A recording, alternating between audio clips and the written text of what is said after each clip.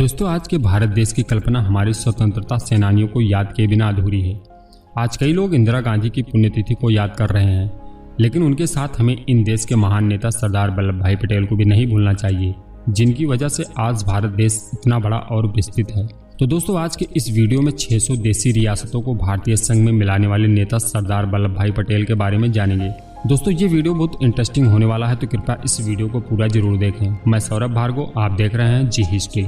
वल्लभ भाई पटेल का जन्म 31 अक्टूबर 1875 को गुजरात में नाडियाड उनके ननिहाल में हुआ। वह खेड़ा जिला के कारमसद के रहने वाले झाबेर भाई पटेल की चौथी संतान थे। उनकी माता का नाम लाडबा पटेल था।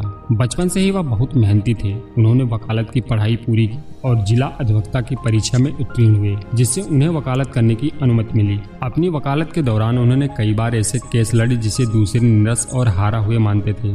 1917 में मोहनदास करमचंद गांधी जी के संपर्क में आने के बाद उन्होंने ब्रिटिश राज की नीतियों के विरोध में अहिंसक और नागरिक अवज्ञा आंदोलन के जरिए खेड़ा, वरसाड़ और वरदोली के किसानों को एकत्र किया। अपने इस काम की वजह से देखते ही देखते वह गुजरात के प्रभावशाली नेताओं की श्रेणी में शामिल हो गए।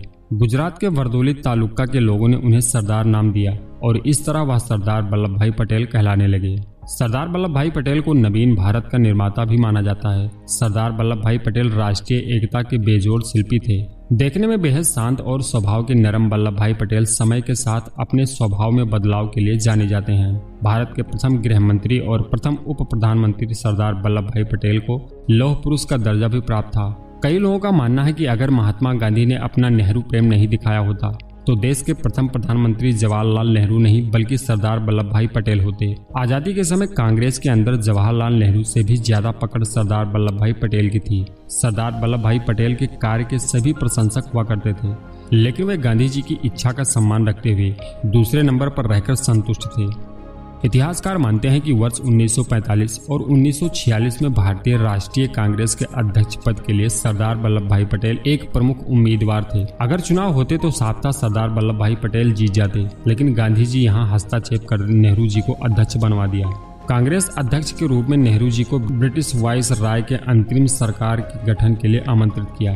अगर सभी चीजें अपनी तरह चलती रहती तो उम्मीद थी कि सरदार वल्लभ भाई पटेल भारत के पहले प्रधानमंत्री होते। स्वतंत्र भारत के पहले 3 वर्ष पटेल उप प्रधानमंत्री, गृह मंत्री, सूचना मंत्री और राज्य मंत्री रहे। सरदार पटेल ने रियासतों के प्रति नीति को स्पष्ट करते हुए कहा था कि रियासतों को 3 विषयों जैसे सुरक्षा, विदेश तथा संचार व्यवस्था के आधार पर भारतीय संघ में शामिल किया जाएगा।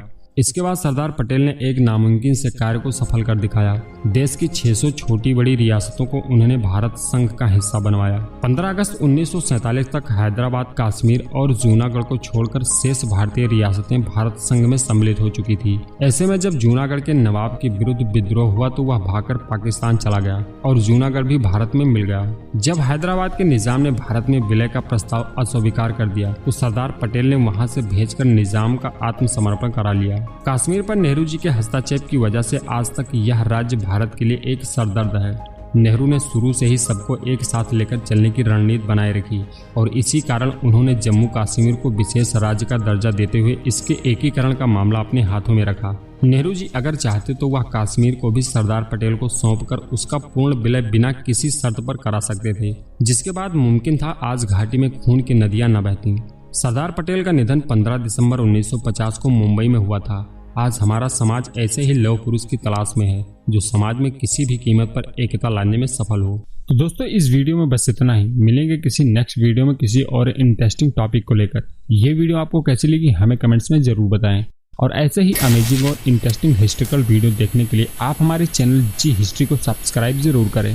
धन्यवाद।